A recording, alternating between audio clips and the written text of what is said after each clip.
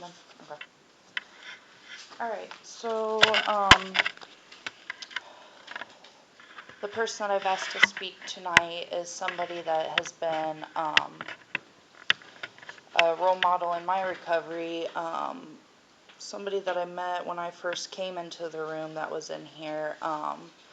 She's also my grand sponsor, and so I know like a lot of the things that I have learned in my recovery has been passed on from my sponsor from her, and that's the cool thing about this program. So with that, I'm going to give you Joanie.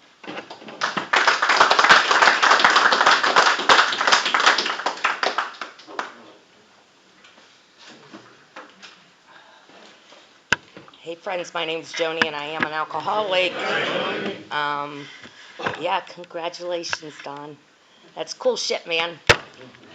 I love it. I mean, I just know that every time I got a token in here, it was a frickin' miracle. And it still is. It's a miracle. And speaking of tokens, my friend Kevin gave me a 14-year token Sunday night.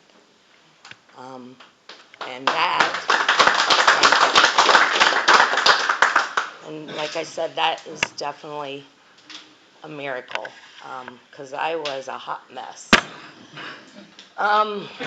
So yeah, I'm going to talk a little bit about, what it was like and what happened and what it's like now.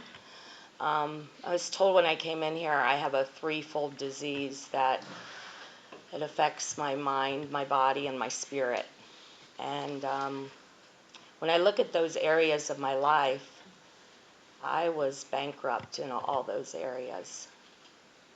So starting with the physical aspect of it, I was fairly athletic in school. I was in track and I played basketball, and I didn't run track. It was shot put, just don't get any ideas. I wasn't doing any hurdles or anything like that stuff. I did almost go to state though. With that said, I'm not, but I loved softball. I was the girls' activities director at Coldwater Park for years and years, and ran their softball program, and I was a lifeguard and swimming, and yeah, all those things were really cool. And as my disease progressed, and I have a few other outside issues. Alcohol's not my only problem. But as this disease progressed, physically, things weren't going real good for me. So I kind of, in high school, if you want to say, I was runner-up for class party or class clown and most talkative. If that gives you any idea of what I was like in school. I didn't rank too high up in the academic area. I had fun, and drinking was definitely a part of that. And along with college, because what does one do that hates to go to school but become a teacher? So that's what I went to college for. And yeah, one of those other outside issues I have is maybe finding love in all the wrong places, thinking that if I could find somebody to love me, I would have been okay. And so going to college and getting my academics down wasn't my first priority. So anyways, with that said, I did a number on myself just physically. And when I moved back here, I had to move back here because I was kind of flunking out of school because I kind of got obsessed with some guy down there. And maybe stalking comes to mind just a little bit, but I wasn't like really passing too many classes, so my mom moved me home. And I got a job as a waitress and a bartender at the Red Carpet Inn, which is now the Girl in Maine, and proceeded to drink a lot. And one evening, I met a gentleman, and he followed me home, and we got married. And anyways, um, he was my drinking buddy, and we continued to drink a lot. My hangovers became very violent. I mean, I got really sick. Um, One time he happened to go down to the fire department and get me some oxygen after a New Year's Eve when I didn't think I was going to make it. Um, that was one of the perks. Anyway, so um, I came to a point where I basically wanted to die, and I knew my body was shutting down. I had to have a gallbladder surgery and a couple things, and they checked my liver enzymes, and they would say, your liver enzymes are really high. Are you taking a lot of Tylenol or Motrin, whatever causes your liver enzymes to go up? And I was like, oh yeah, I'm taking a lot of it. Well, you need to cut back on that, and then we'll retest you. And so I would wheel it in a little bit, enough to make those enzymes drop, and then I'd go back, and it was all good. And so I literally knew my body was having a reaction to the drinking, which I actually wanted it to. There was one point in my house I was sitting at my table and with a bottle of pills, and I had them all in my mouth at one point and went over and spit them out. I had my 3 kids. My ex and I had 3 kids together. And anyways, they were upstairs sleeping, and I think part of it was I didn't want them to find me that way. So, anyways, for whatever reason, I decided I was going to drink myself to death because that was working. To give you, I did become a teacher, and I got a job in St. Henry. I was their intervention specialist. And towards the end of my drinking, then I moved into a second grade position. But at the end of my drinking, I had a lot of hangovers. I never drank on the job unless it was Saturday. But my disease hadn't progressed to the point where I had to pick up a drink during the day. But y'all let me know that will happen, so I believe y'all. But it hadn't. But I did have to start getting home earlier and earlier I used to be able to stay till 5 or 6 and work, and then 4, and now the bell rang, and I had to get my ass home. So that was going on. I couldn't fight off anything, literally. This kid had the flu, and this kid had a cold, and this kid had whatever, and I had all 3 of them. And then I'd end up in the hospital. So the last 3 years before I quit drinking, I was in the hospital all 3 years. The last time was pneumonia, and it was pretty bad. And I had bronchitis. And so, anyways, that was kind of where I was physically with my life. Yeah. So, emotionally or mentally, that wasn't real pretty.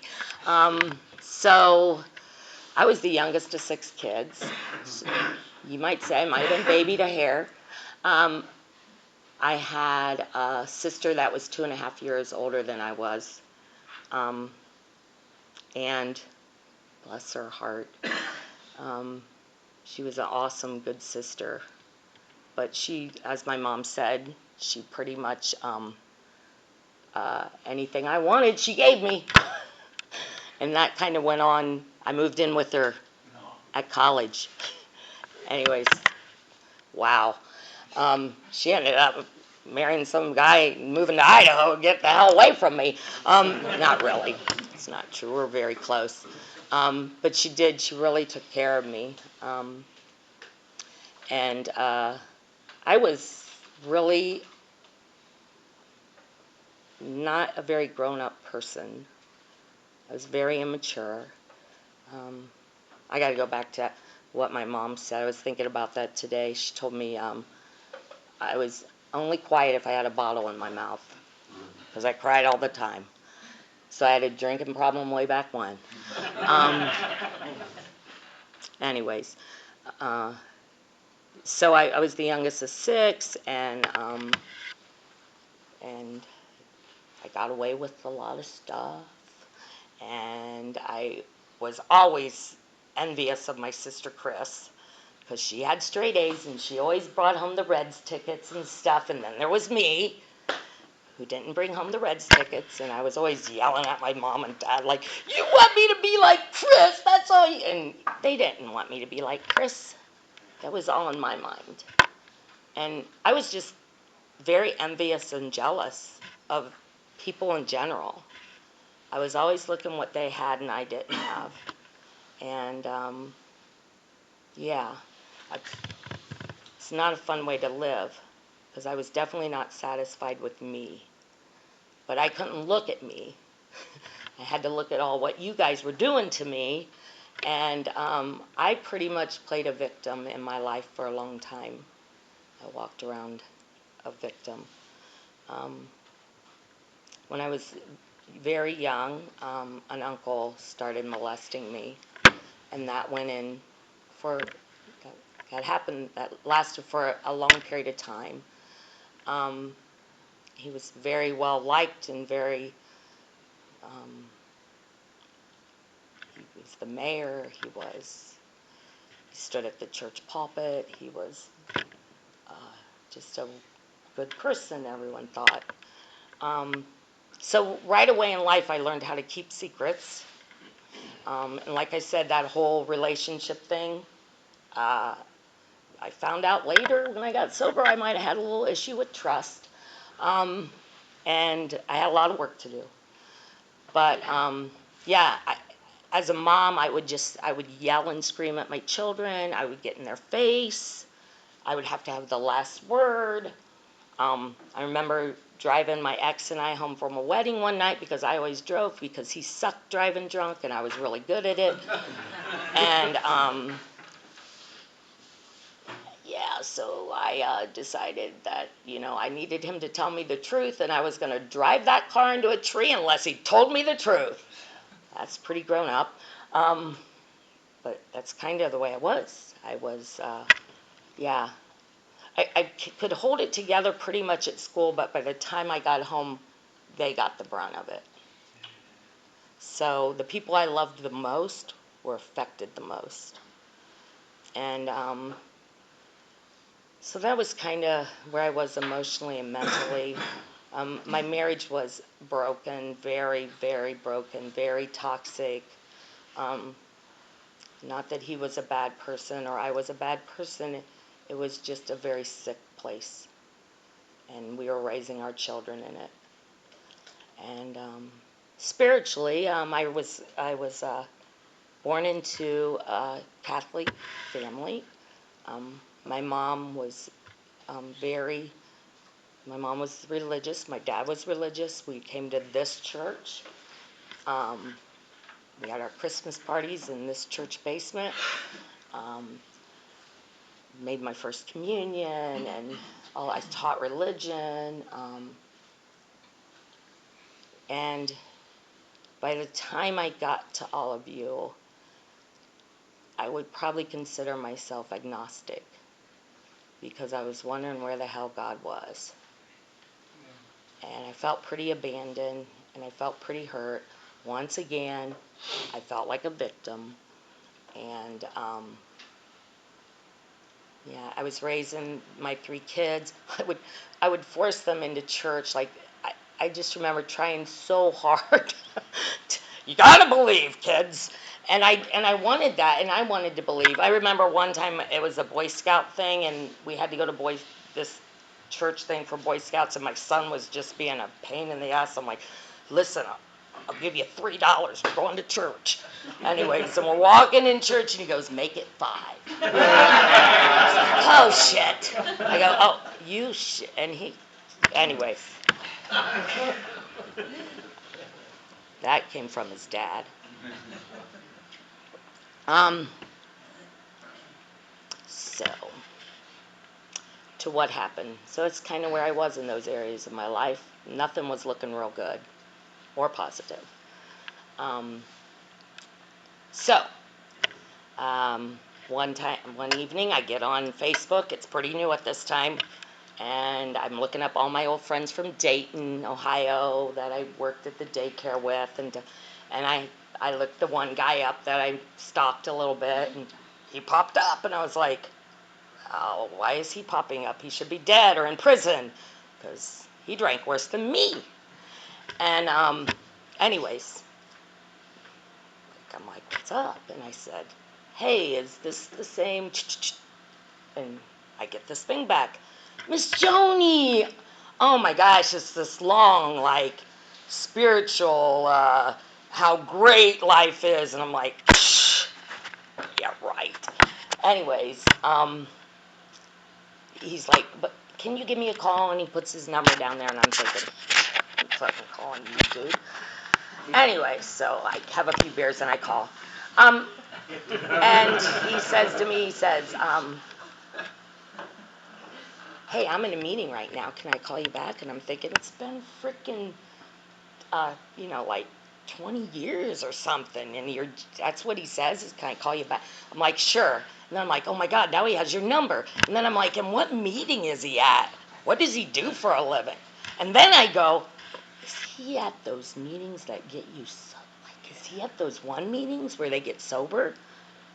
And I kind of look up to the heavens because my mom and dad had both passed away, and they both hated this dude. It was probably one of the only times I remember my dad saying he loved me and that he wanted more for me. And I'm like, if you sent me this guy to get me sober, okay, like I'm with it, whatever. Because like I said, I have other outside issues. So anyways, he calls me back, and we talk, and apparently, like, he was making an amends. I was on his amends list. I didn't know what that was, and I didn't know that's what he was doing, but that's what he was doing. And, he said, like, I'm sorry, and I'm like, you fucking should be sorry, you know? But I'm real good. I'm a teacher. I'm married. I got these 3 great kids, wonderful life, live in a little picket fence and all that stuff. And then we hang up. And I'm like, if this guy can get sober, anybody can get sober. Anybody. Attraction, not promotion. So I proceeded to quit drinking. Well, wait. We went out one more time to the Eagles. Was very late picking up my child. Got a really good buzz on. Felt like shit the next day. Told my ex, I'm not going to drink anymore. And he's like, okay, right. I might have said that a few hundred times. But I'm thinking, I can do this because he did it. And so I go maybe 3 or 4 days, and I'm getting a little jittery, a little cranky, a little annoyed, a little afraid, waking up at night with all those thoughts, know where to put them. So anyways, I call my daughter's therapist because my daughter, my oldest, was in therapy. She's been recently diagnosed with autism. She had severe anxiety, depression. My drinking did not help her any. But anyways, with that said, I called my daughter's therapist, and I went into her, and I poured my whole frickin' life out. And there was a little puddle on the floor, and she looked at me and she goes, I'm really sorry that you've been living like that. And I thought, you aren't going to put me in jail. You aren't going to take my kids. It was just like this release. And she does this thing called EMDR. And we did this little EMDR thing on, like, how much do you believe that you can quit drinking? And I was like, 1. On a scale 1 to 7, 1. Anyways, by the time we were done with this little EMDR thing, I believed I could. And she told me, you can't do this alone. And I was like, okay. She goes, do you think your friend will help you? I was like, I don't know. Probably. Because, he did tell me that he had 16 years of sobriety, and he was coming to those meetings that got you sober. And I said, okay. So I called him back, and I told him my story. It's like, Well, I'm not really surprised. And he said, so here's what you need to do. You need to go to a bookstore. They had those. You need to get the big book. You need to go to this meeting. And I said, you're crazy. I live in St. Henry, Ohio. There are no drunks. There are no meetings. I'm not getting no book. I'm not going to walk in there and then they'll know I'm an alcoholic. He's like, you don't trust anybody, do you? I go, sure I do. But I ain't doing that. Anyway, so he goes, do you have a computer? I'm like, yes. Well, he goes, the big book's on the computer. You're going to start reading it. And we're going to do this, and you're going to call me, and you're going to read this, and then you're going to do this. And so I started doing it. I started reading that book, and I was like, holy shit, here I am. And there's people like me, and I'm not alone. And anyways, so he walked me through those steps. And about 3 weeks later, he said, you got to go to a meeting. I was like, I don't want to go to a meeting. He goes, you're going to a meeting. There's one in Fort Recovery. So he looked it up. So I drive to Fort Recovery, and I sit outside of Fort Recovery in my van, and I'm like, okay, but I'm going to sit in the back, and I'm not going to talk to anybody. He's like, that's fine. Just go in there. They'll have a schedule. Get one. They'll give you some numbers. I'm like, fine. And then I walked down those steps, and I saw Kevin and Stacy and Sharon and Gay. And they're all sitting in there, and they all smiled at me, and they all kept telling me to come back, and I don't even remember really. All I know is I felt a kind of peace that I was looking for in life for a long time. And so I came back, and I went to another meeting, and I went to another meeting. I just started going to all these meetings. Because guess what? You have meetings around here. And I was wrong, I admit it. Yeah, I started going to, and I started meeting all these wonderful people that they loved me. And all at this time, my whole life was falling apart. I was going through this. I was married 19 years, and I was divorcing, and I was coming to realize that I wasn't that really great of a teacher because I couldn't have given everything to those kids because I was sick. And I wasn't that great a mom or friend or sister or daughter or any of that stuff. I thought I convinced myself I was, and I justified that I was. So those were all really hard things to swallow. I remember there's a guy in Portland, his name is Tommy, and he gave his lead, and I sat in the back at the meeting. I just cried the whole time, and he was like, oh God, I thought I did something or said that. I don't even know what I was crying about. I was just crying because I cried for a real long time, like the first 6 months. Before I came up here, I asked Jim, I go, do I have anything coming like in my, because Gay told me her first lead, she gets up there and she tells this story, and she's filled, she tells her whole heart and gives it to y'all, and then she walks in the bathroom and she has this burger coming out of her nose. She's like, shit. Right? Anyways, February 28th, Gay was her 4 years that she left Earth.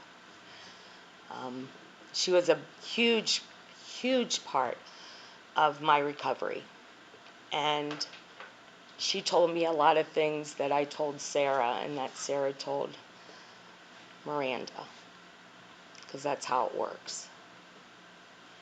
And like she showed me how you keep living when your best friend dies. Because I watched her do that when I first came in these rooms. And so when Gay died, I showed Sarah how to do it. Because Sarah looked at me and said, what am I going to do when you die? And I said, you're going to do just what I'm doing. We're going to go to a meeting, aren't we? We're going to go to the Macarena tonight, and we're going to dance, because that's what Gay wanted to do, because she had her boots laid out and her cowboy hat, and that's where we were going to go that night. So today,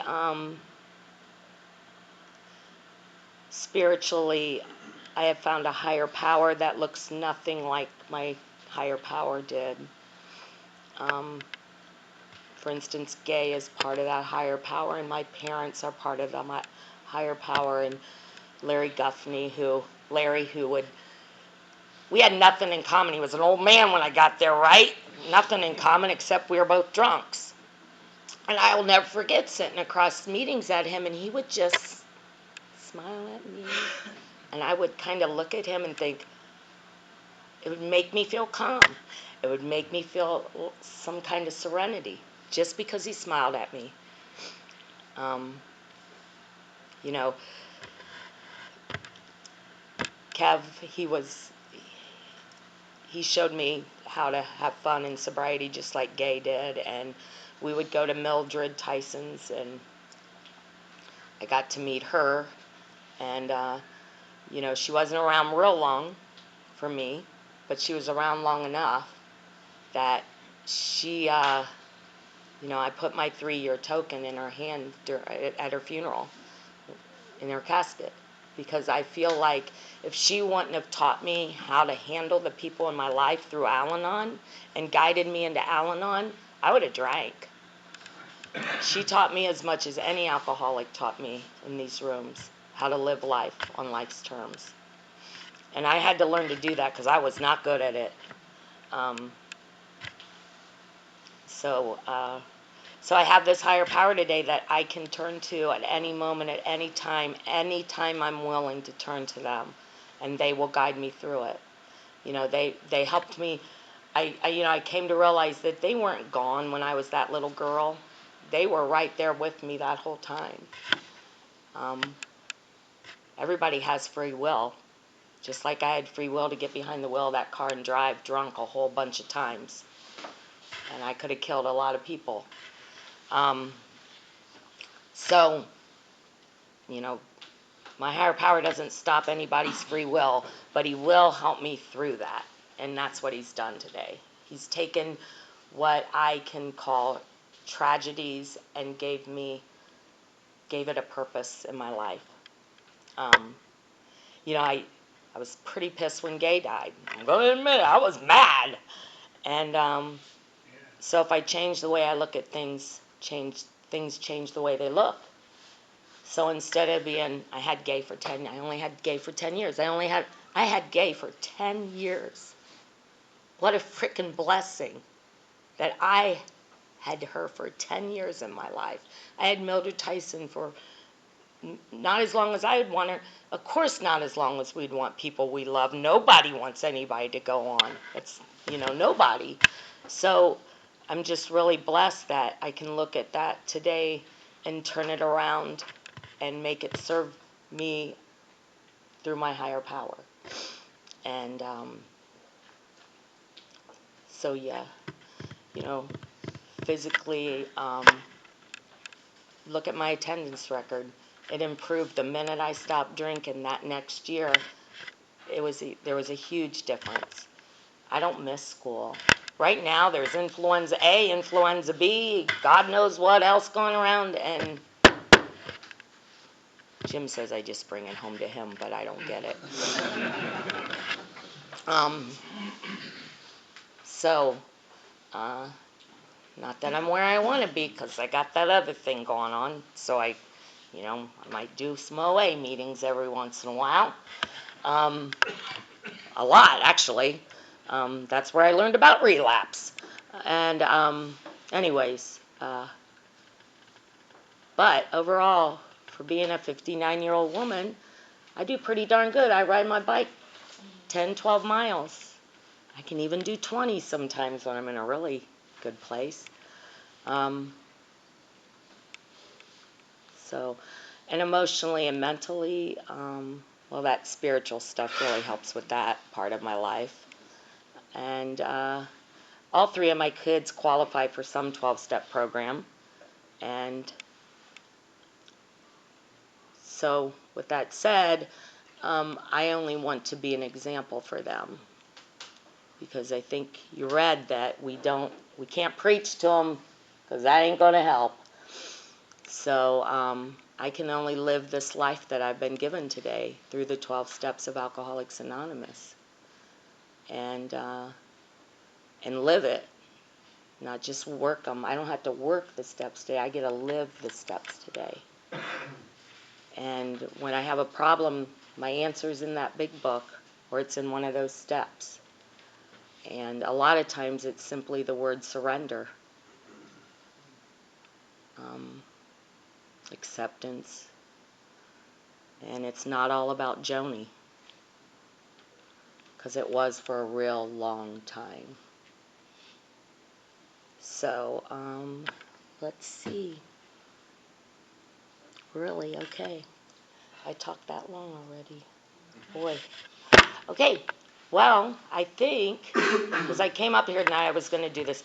I had this all mapped out what I was going to do template, and I was going to fill it in before I got here, and man, I was going to wow you guys, and it was going to be great, and then it all fell to and I was just like, you know what, you're going to just go in, and you're going to say what your higher power needs you to say, and what's on your heart tonight, and then you're going to go sit your ass down, and it'll be over with soon. And it's over with. So I want to just thank you all, because y'all saved my life and you loved me back to life. And this program is the best thing that ever happened to me, because it made me better at all the things that I do. Every single thing I do today, this program has made me better at. So thank you.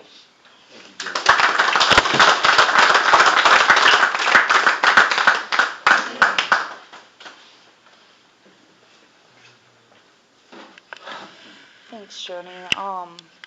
So I've heard your lead several times, but each lead is different. I really liked what you did tonight, where you started with like the emotional, physical, and spiritual aspects of the alcoholism, and then where you're at today with those. Something that really stuck out to me is how you talked about changing the way that you look at things, and I'm really gonna try to practice that, and acceptance, and overall I really enjoyed your lead, and I thank you for coming out. I'll open the floor for anybody that wants to give comments.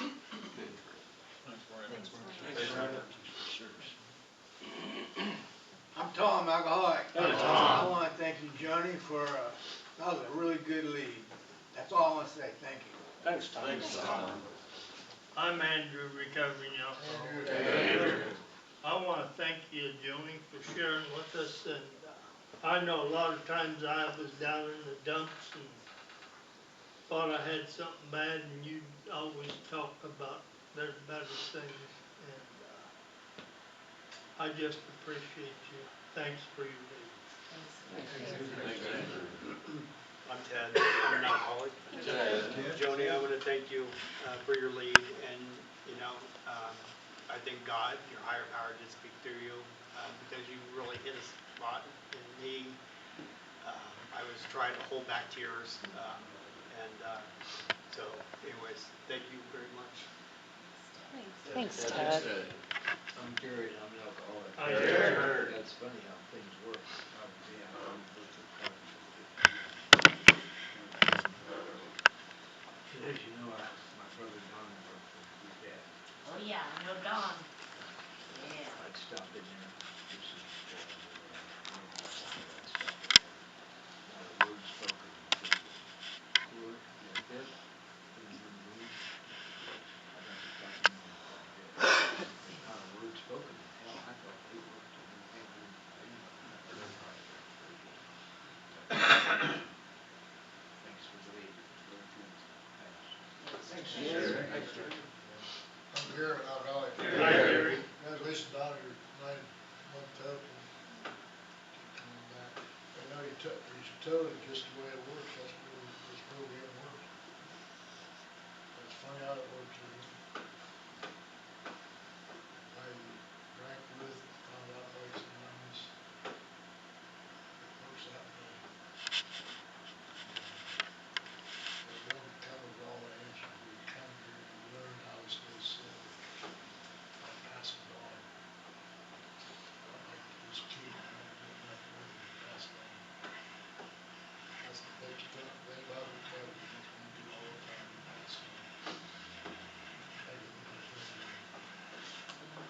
Thanks, Gary. Steve, alcoholic. Steve. Thanks, Joni. And you know, you mentioned the physical aspect of it, and I had to experience that as well. And as you know, it took me a little while to rein in the mental and craziness part of it when I first came in. But you know, when you take the drink away, you end up with a lot of really nice people. And there's really a lot of nice people in this room, and I enjoy everybody's company. And if I didn't, I wouldn't be coming back all the time. But you know, when I first walked into the rooms, I kind of looked around and I said, well, all these people can do it. Why can't I? You know. And with all the support of everybody and my sponsors, it's been great. So you know, you're a special lady, and I love you. So thanks. Thanks, Steve.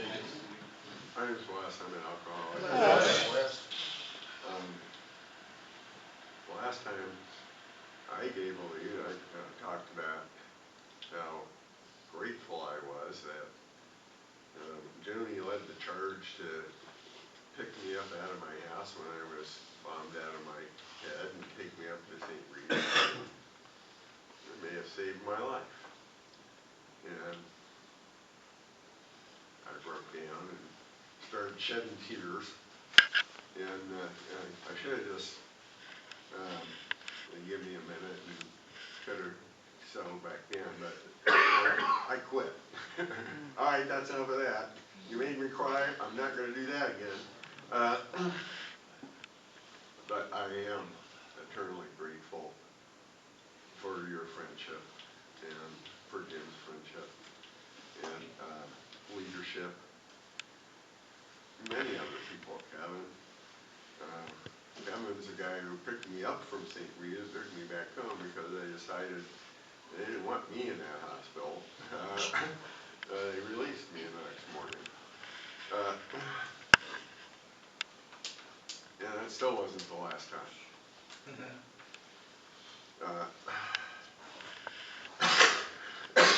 But the last time was a little over 28 months ago, and I'm still here. And in a couple of weeks, I'm going to accomplish what I never thought would happen. I'm going to turn 75 years old, for Christ's sake. Who thought I'd get that far? So, and now, you know, I'm working really hard on taking care of myself and working a program and making friends and staying close to my higher power. And I may be happier than I've ever been in my life.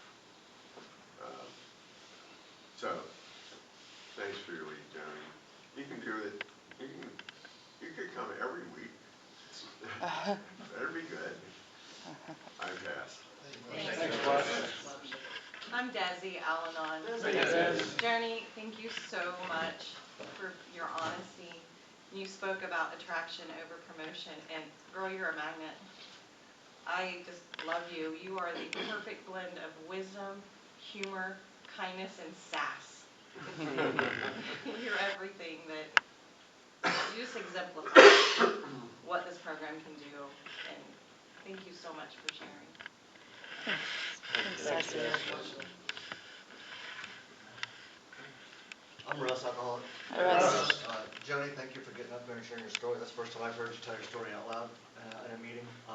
And I just want to say thank you for the first time I came back, back in January. You're the person I saw for a meeting, and you asked me the one question that I needed to be asked, and keep that between me and you. And I just want to thank you for that and helping me stay here as long as I have. Thank you.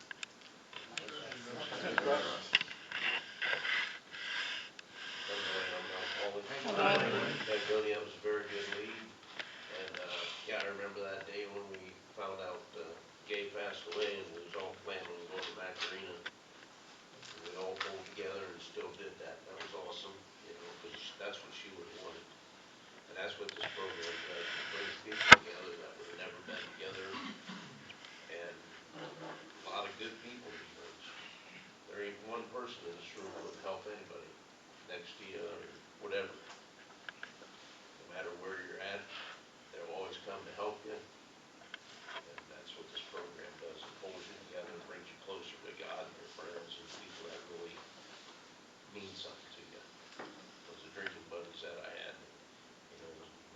friends that still have done it, but bar people that I picked up through the years, they wouldn't do what this program does.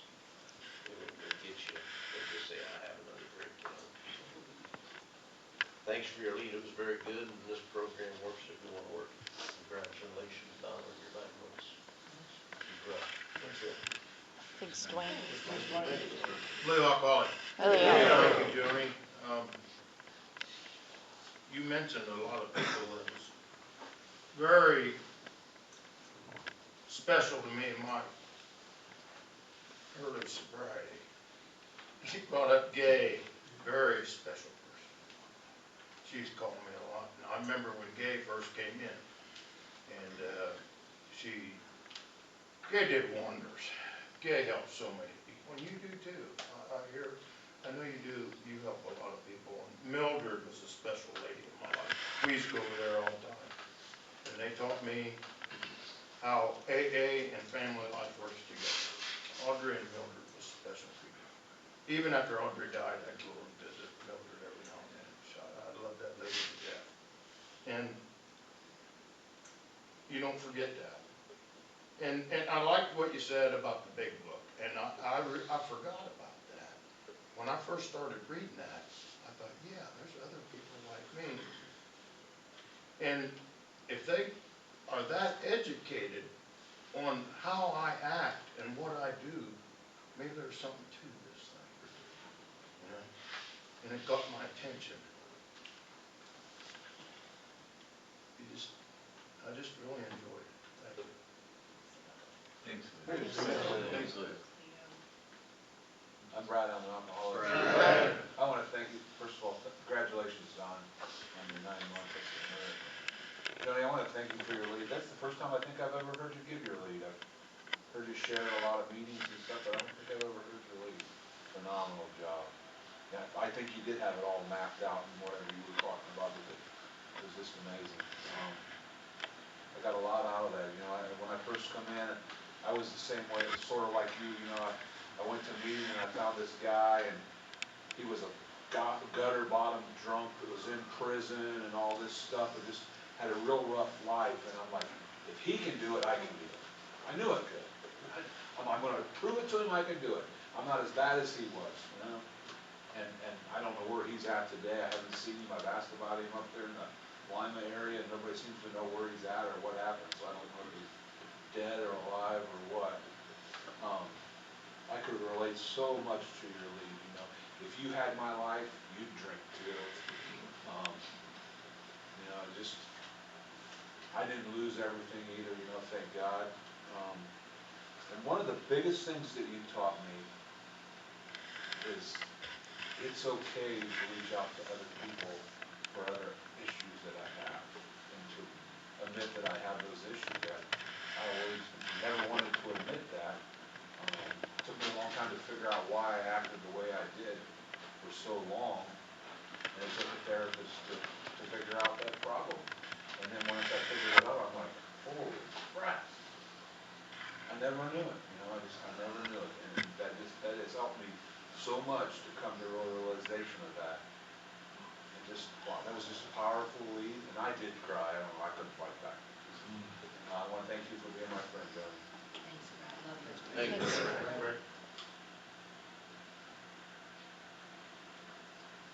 I'm Mitch, I'm an alcoholic. Hi, Mitch. I remember seeing you for the first time. You were with Gay over here, and I remember going home and I told my dad how much I hated the meetings. I said, man, I just hate them so much. I got anxiety and I don't want to be there, and it's so horrible. And he was asking about, you know, if you would have known anybody. I said, I don't think you would have known anybody. I said, there was these 2 girls about your age. I was like, they're pretty cool. They're pretty hip ladies. He was like, he was kind of interested then. He was just like, well, maybe I'll go and check it out sometime. But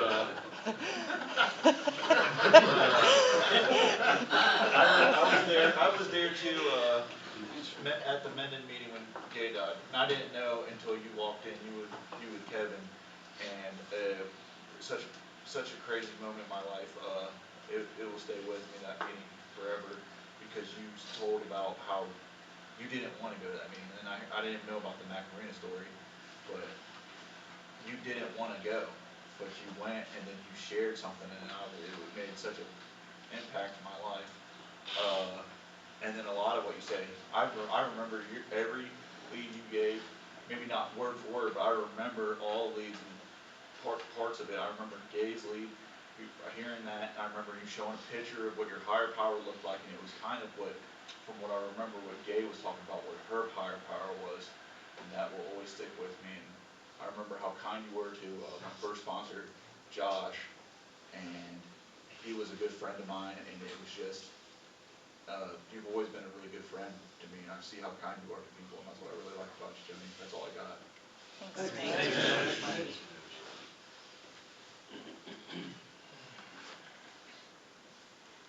Well, Jim Alcock. Jim. Thanks, honey. Good job. Thanks for Hey, coming. and Thanks look for coming what down. you can get when you straighten your ass up. I don't want a man. Jerry Montezuma, Real just trophy. help me. Oh, okay. Jerry Montezuma said to me, because I was kind of on this dating thing, and this guy decided he wanted to go back to his girlfriend after he went out on a couple dates with me. And I tell this to Jerry, he goes, just hang in there, Joni, I got one for you. He's got a red convertible and a sailboat. See how that worked? We got that covered. Yeah. Now I'll pass. Okay. All right, anyone else? All right, in closing, we would like to remind you that the opinions expressed here were strictly those of the person who gave them. Take what you like and leave the rest. Also, anonymity is the spiritual foundation of our program. Therefore, who you see here, what you hear here, when you leave here, let it stay here.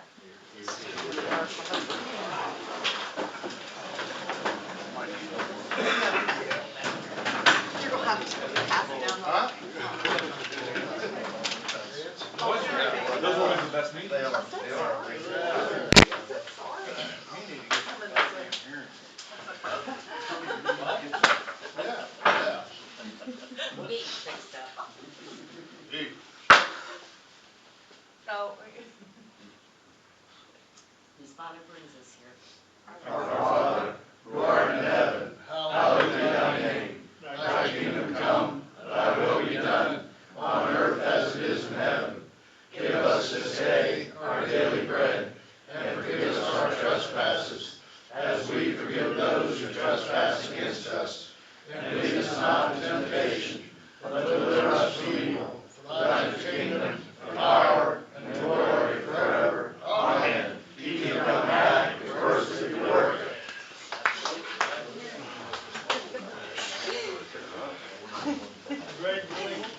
How you doing, Miranda? Pretty good. How are you? I'm really good. County report. Well, you don't have County to. report, you mentioned. Oh, yeah. 5 or 6 yards. Dang. So go around the house. By the end of the summer, she's all blowed out of the flower. Just get him out of there. No, I know, I figured you went there. I'm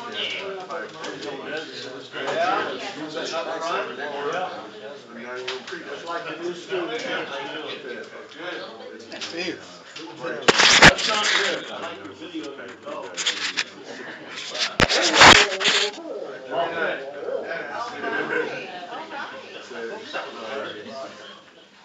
Medication. Hi, Steve. Hi, Journey. In the morning. Hi, Richard. Hi, Dave.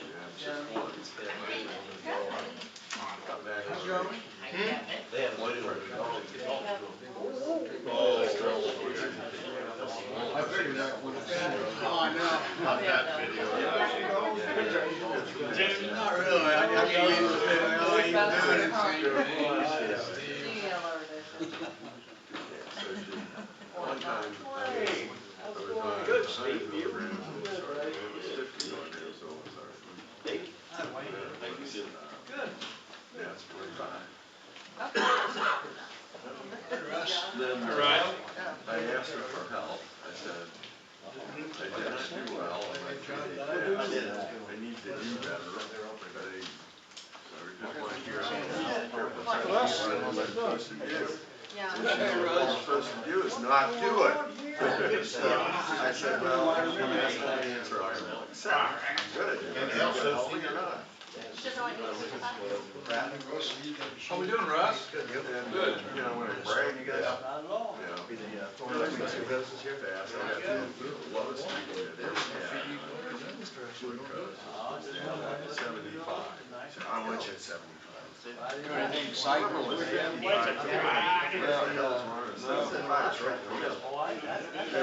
Okay. Probably in the Oregon. Oh, really? That's not exciting.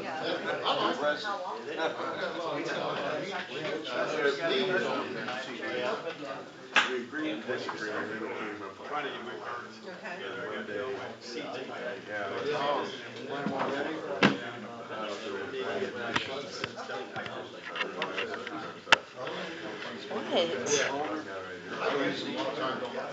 Usually, I mean, they're pretty hardy, they're cool.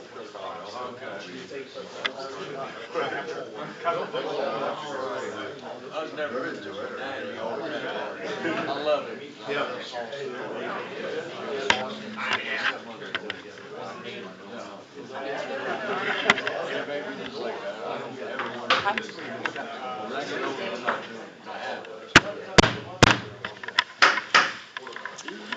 Alright, good evening everyone. This is the regular meeting of the Coldwater Friday night group of Alcoholics Anonymous. We are a lead meeting group. My name is Miranda and I'm an alcoholic. Here at Coldwater Friday night, we encourage getting a home group and a sponsor, even if it's only a temporary sponsor. If you're interested, see a home group member after the meeting. Can all home group members please raise your hand? Would all who care to please join me in opening this meeting with a moment of silence for those who are still sick and suffering, followed by the serenity prayer. God, grant me the serenity to accept the things I cannot change, courage to change the things I can, and wisdom to know the difference. Alcoholics Anonymous is a fellowship of people who share their experience, strength, and hope with each other that they may solve their common problem and help others to recover from alcoholism. The only requirement for membership is a desire. No dues or fees for AA membership. We are self-supporting through our own contributions. AA is not allied with any sect, denomination, politics, organization, or institution, does not wish to engage in any controversy, neither endorses nor opposes any causes. Our primary purpose is to stay sober and help other alcoholics to achieve sobriety. And I've asked a friend to read how it works. I'm not an alcoholic. How it works.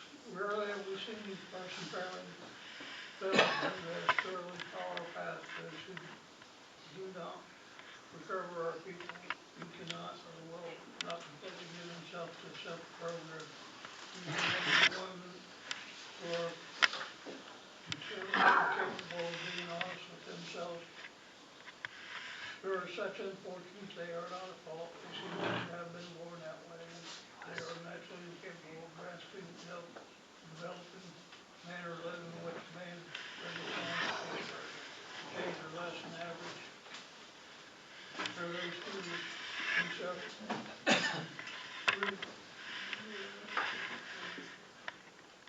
our stories disclose a general way what used to be like, what happened, and what we would like now.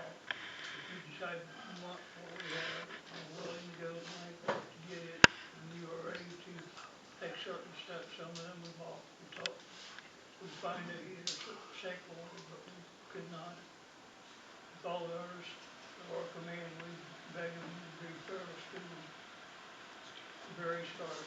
Some of us had tried to hold on to our old ideas, and the result was nil. We let go absolutely. Or we deal with alcohol, cutting rapidly alcohol without help. It's too much for us. There's one who all power, that one God made. You find him now, half measured, else nothing. We stood at the turning point. We asked his protection, care, and change. There are steps we took, which we suggest as further recovery. One, we admitted that we were powerless over alcohol, our life had been unmanageable. Two, believed that power greater than ourselves could restore sanity. Three, we made decisions and turn our woe and our lives over to care of God as we understood Him. For searching the fearless mental inventory ourselves, I meditate ourselves to having the exact nature of wrong. Since we're entirely ready to have God remove our defects and character, shall humbly ask Him to remove our shortcoming, hate, made all persons we have hurt, harmed, and joint willing to make amends to them all. 9, direct amends to such people who, wherever possible, suffer from abusive and them whereas sin, continue to take personal inventory when we were wrong, promptly admit it. 11, sought through prayer, meditation, improve our causes, contact with God as we understood and prayed for our knowledge of His will for us and power carried out. 12, having spiritual awakening. As a result of those steps, we try to carry this message out, all practicing the principles in all our affairs. Many of us claim what in order to keep the true faith. Do not be discouraged. No one among us has been able to maintain anything perfect marriage to the principles. We're not saints. 20, we're willing to grow along spiritual lines, spiritual. We have set down our guides to progress, include spiritual progress and spiritual perfection. Scripture now follows chapters amongst personal ventures before and after make clear 3 points. Presented idea. At that, who were alcoholics and could not manage our lives, probably knew you could have to be or alcoholism that God could and would if He was salt. Thanks, Don. Ask a friend to read the 12 traditions. I'm Mitch, I'm an alcoholic. 12 traditions of Alcoholics Anonymous. 1. Our common welfare should come first. Personal recovery depends on AA unity. 2. For our group purpose, there is but one ultimate authority, the loving God as He may express Himself in our group conscience. Our leaders are but trusted servants, they do not govern. 3. The only requirement for AA membership is a desire to stop drinking. 4. Each group ought to be autonomous except in matters affecting other groups or AA as a whole. 5. Each group has one primary purpose, to carry its message to alcoholics who still suffers. 6. An AA group ought never endorse, finance, or lend AA name to any related facility or outside enterprise, lest problems of money, property, and prestige divert us from our primary purpose. 7. Every AA group ought to be fully self-supporting, declining outside contributions. 8. Alcoholics Anonymous should remain forever non-professional, but our service center may employ special workers. 9. AA as such ought never be organized, but we may create service boards or committees directly responsible to those they serve. 10. Alcoholics Anonymous has no opinion on outside issues, hence the AA name ought never be drawn into public controversy. 11. Our public relations policy is based on attraction rather than promotion. We always maintain anonymity at the level of radio and films. 12. Anonymity is the spiritual foundation of all of our traditions, ever reminding us to place principles before personalities. Thanks, I've asked a friend to read the promises. Steve, alcoholic. Steve. Spiritual life is not a theory, we have to live it. Unless one's family expresses a desire to live upon spiritual principles, we think we ought not to urge them. We should not talk incessantly to them about spiritual matters. They will change in time.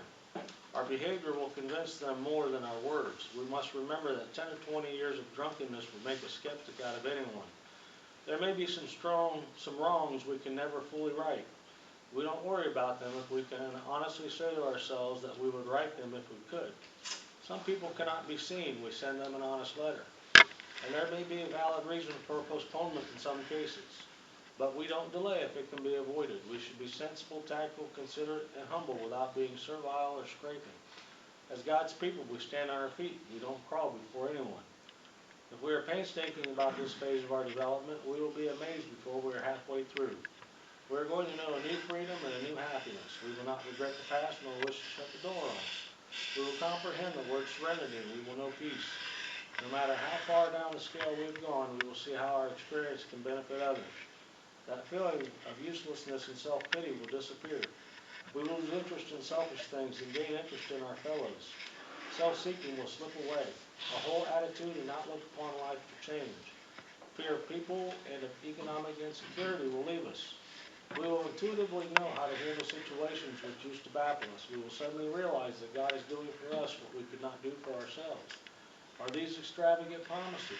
They are being fulfilled among us, sometimes quickly, sometimes slowly. They will always materialize if we work for them. And daily reflections. Hello, everybody. I'm Paul. I'm an alcoholic. Hey, Paul. March 1st. It works. It works. It really does. Alcoholics Anonymous, page 88. When I got sober, I initially had faith only in the program of Alcoholics Anonymous. Desperation and fear kept me sober, and maybe a caring and or tough sponsor helped. Faith in the higher power came much later. This faith came slowly at first. After I began listening to others share at meetings about their experience that I had never faced sober, but that they were facing with strength from a higher power. Out of their sharing came hope that I too would and could get a higher power. In time, I learned that a higher power, a faith that works under all conditions, is possible. Today, this faith, plus honesty, open-mindedness, and willingness to work the steps of the program, gives me the serenity that I seek. It works. It really does. Thanks, Paul. I've asked a friend to read the 24 hours a day. Hi friends, my name is Dave, I'm an alcoholic. Hi, Dave. March the 1st, AA thought for the day. When I find myself thinking about taking a drink, I say to myself, don't reach out and take that problem back. You're giving it to God and there's nothing you can do about it. So I forget about the drink. One of the most important parts of the AA program is to give our drink problem to God, honestly and fully, and never to reach out and take the problem back into ourselves. If we let God have it, keep it for good, and then cooperate with Him, we'll stay sober. Have I determined not to take the drink problem back to myself? Meditation. Constant effort is necessary if I'm to grow spiritually and develop my spiritual life. I must keep the spiritual rules persistently, preservingly, lovingly, patiently, and hopefully. By keeping them, every mountain of difficulty shall be laid low, the rough places of poverty of spirit shall be made smooth, and all who know me shall know that God is the Lord of all my ways.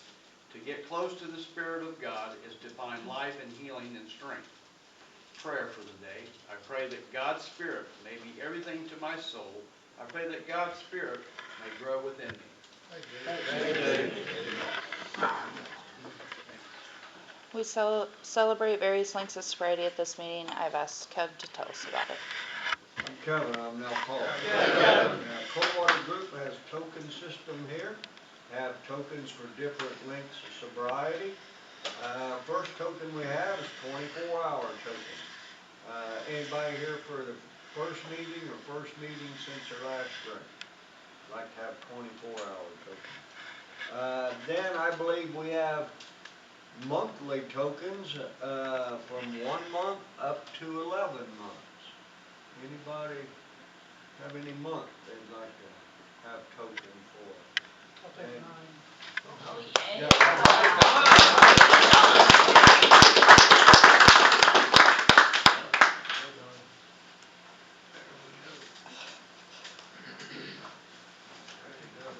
Go, Don.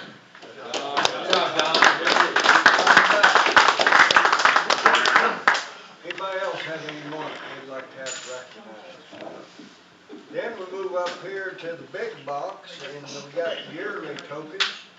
We have a token from 1 year up to a long time. Anybody have any years they'd like to have recognized? Okay, anybody have any length of sobriety they'd like to have recognized? Okay, well, if you hadn't had a drink today, let's give ourselves a hand.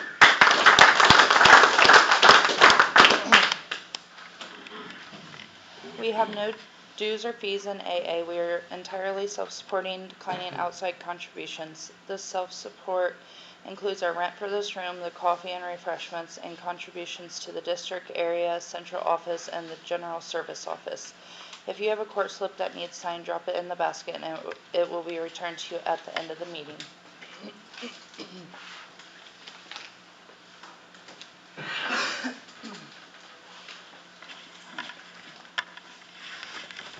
So for announcements, we have the 42nd Annual Northeast Indiana Convention and 79th Annual Banquet for AA and Al-Anon. That's May 10th through the 12th in Fort Wayne, Indiana. And there's ticket information up here if anyone's interested. 24th Celebration of Recovery. This is tomorrow at the Irish Club in Dayton. $35. Doors open at 8:30. First speaker about 9:30. They have AA speakers, Alateen speakers, and Al-Anon. The 49th Annual Area 54 Northeast Ohio General Service Mini Conference, March 22nd through the 24th. Location is Westlake, Ohio, and there's $104 per night. And then this is the QR code for the band app that has AA and Al-Anon related information on it. Let's save the date for the 68th Ohio State Convention. Room rates $112 per night plus tax at Independence, Ohio. Area 54 Northeast is hosting their 68th Ohio State Convention. It's August 23rd through the 25th.